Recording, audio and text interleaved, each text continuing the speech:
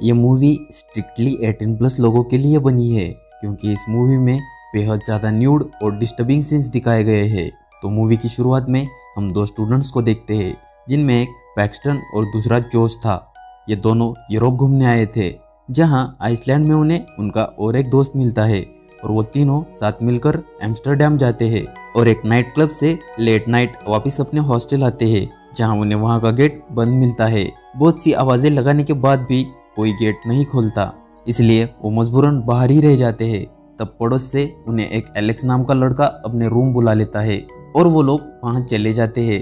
Alex उन्हें Slovakia के hostel के बारे में बताता है जहां वो लोग काफी सारी लड़कियों के साथ अय्याशी कर सकते थे और वैसे भी वो दोनों अय्याशी करने ही अमेरिका से यूरोप आए थे, इसलिए वो एलेक्स की बात मानकर अगले ही दिन स्लोवाकिया के लिए निकल पड़ते हैं।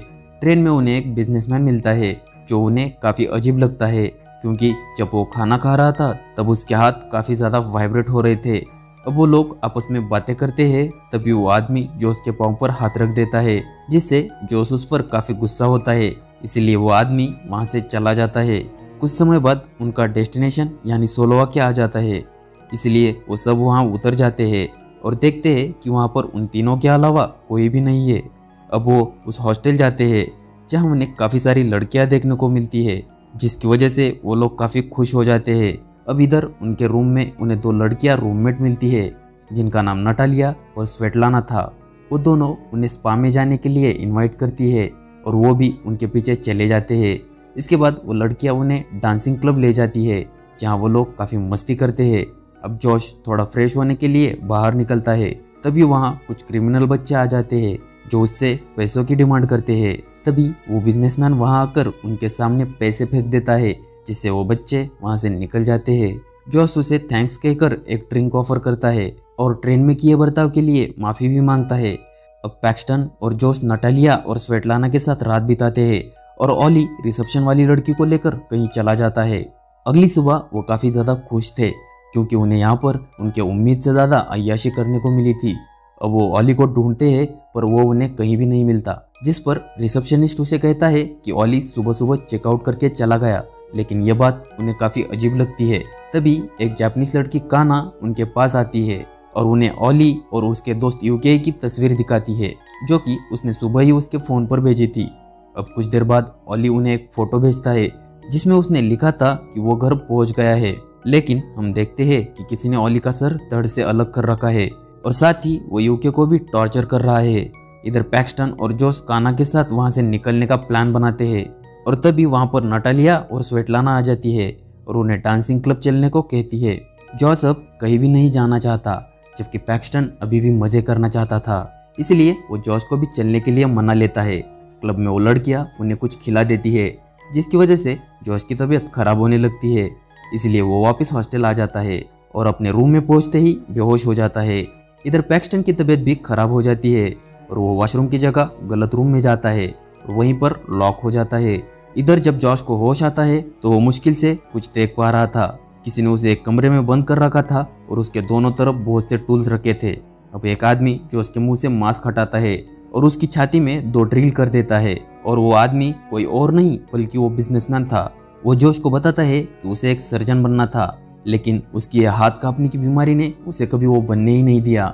जोश उसके सामने गिड़गिड़ाता है, लेकिन वो आदमी पहले उसके पाँव पीछे से काट देता है और उसके बाद जो उसके हाथ पाँव छोड़कर रूम का दरवाजा खोल देता है और उसे जाने के लिए कहता है। अब जोश जल्दी जल्दी वहां से भागने की कोशिश करता है, लेकिन पाँव कटे होने की वजह से वो भाग नहीं पाता और वही गिर जाता है। इसके बाद वो आदमी उसका गला काटकर उसे मार देता है। इधर पैक्सटन को भी होश आ जाता है और वो अपने हॉस्टल चला जाता है, लेकिन रिसेप्शनिस्ट उसे कहता है कि उसने सुबह ही चेकआउट किया है, लेकिन उसने कोई चेकआउट नहीं किया था और वो उससे एक रूम मांगता है। रिसेप्शनिस्ट उसे एक रूम देता है और वो उस रिसेप्शनिस्ट से काना के बारे में भी पूछता है, जिस पर वो उसे बताता है कि वो भी सुबह चेकआउट करके चली गई। पैक्सटन अपने रूम में जाता है और दोबारा उसके साथ वही सब होने लगता है जो पहले हुआ था, यानी रूम में आते ही उसे 2 लड़कियां मिलती है और स्पा चलने को कहती है। अब यह सब उसे काफी अजीब लगता है। फिर वो जोश को फोन ट्राई करता है, लेकिन उसका कोई फायदा नहीं होता, इसलिए वो पुलिस स्टेशन जाता है और रिपोर्ट लिखवाता है, लेकिन पुलिस भी उसकी कोई मदद नहीं करती। इसलिए वो वापस हॉस्टल आकर नटालिया और स्वेटलाना से जोश के बारे में पूछता है, जिसपे पहले तो वो उसे कुछ नहीं बताती, लेकिन पैक्सटन बहुत गुस्से में आता है, जिस पर वो लोग बताते हैं कि उन्होंने जॉश को एक आर्ट एग्जीबिशन में देखा था और नटालिया पैक्सटन को वहां लेकर जाने लगती है और वो उसे एक पुरानी फैक्ट्री में लेकर जाती है जहाँ पर बहुत सी महंगी गाड़ियाँ और सिक्योरिटी गार्ड खड़े थे। अब वो अंदर जाता है और देखता है कि उस बिजनेसमैन ने जॉश को चीर फाड़ कर रखा था और वो उस पर कोई सर्जरी कर रहा था। तभी वहाँ पर कुछ गार्ड्स आते हैं और उसे पकड़ लेते हैं और उसे घसीट कर ले जाते हैं। तब पैक्सटन देखता है कि वहाँ लोगों को काफ़ी बुरी तरह से टॉर्चर किया जा रहा है और चारों तरफ उसे चीखें ही सुनाई दे रही है। वो पैक्सटन को भी एक कमरे में लाकर बांध देते हैं और उसे कुछ बोलने के लिए कहते हैं, जिससे उन्हें यह पता चलता है कि वो एक अमेरिकन है और वो लोग वहाँ से चले जाते हैं। इसके बाद एक आदमी उसे टॉर्चर करने लगता है और एक चेनसॉ ट्री कटिंग मशीन से उसका हाथ काटने लग जाता है, लेकिन गलती से उसकी 2 उंगलियां कट जाती है, जिसकी वजह से उसकी हथकड़ी भी कट जाती है।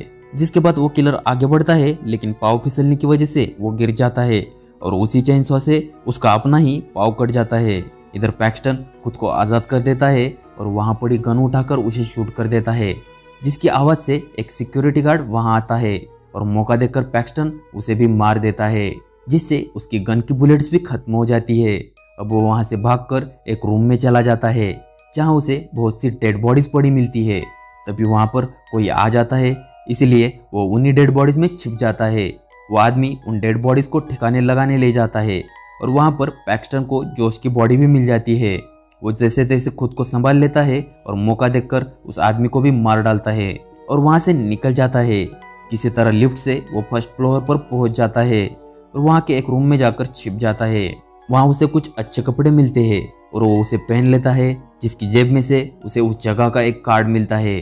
उस जगह का नाम एलिट हंटिंग था और उस कार्ड के पीछे अलग अलग रेट लिखकर कंट्री का नाम लिखा था, जिनमें अमेरिकन की कीमत सबसे ज्यादा थी।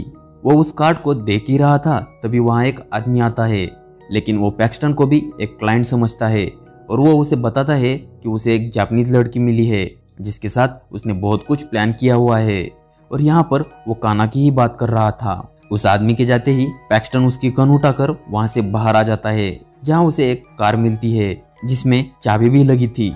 अब वो कार में बैठ ही रहा था कि उसे काना की चीखों की आवाजें आती है, जिससे वो तुरंत उसे बचाने चला जाता है। जब वो उसके रूम में पहुंचता है तो वो देखता है कि वो आदमी काना के चेहरे को एक ब्लो टॉर्च से जला रहा था।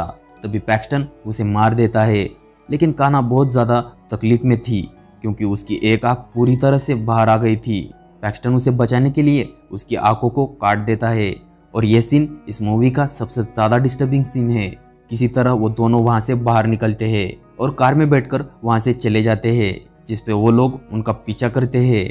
अब रास्ते में उन्हें नटालिया, स्वेटलाना और साथ ही एलेक्स भी दिखाई देता है, इसलिए वो उनको गाड़ी से उड़ाकर मार डालता है। वो स्टेशन पर जाना चाहता था, लेकिन रास्ते में पुलिस चेकिंग हो रही थी और पुलिस भी उन लोगों के साथ मिली हुई थी।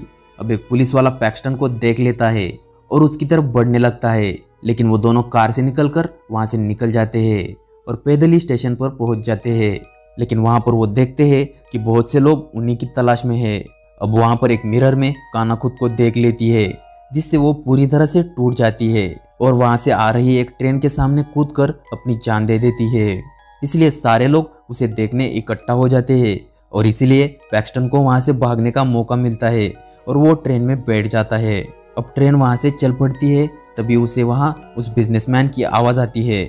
अब जिस स्टेशन पर वो आदमी उतरता है, पैक्सटन भी वही उतरकर उसका पीछा करता है। वो बिजनेसमैन अपनी एक छोटी बेटी के साथ होता है और वो दोनों अलग अलग वॉशरूम में चले जाते हैं।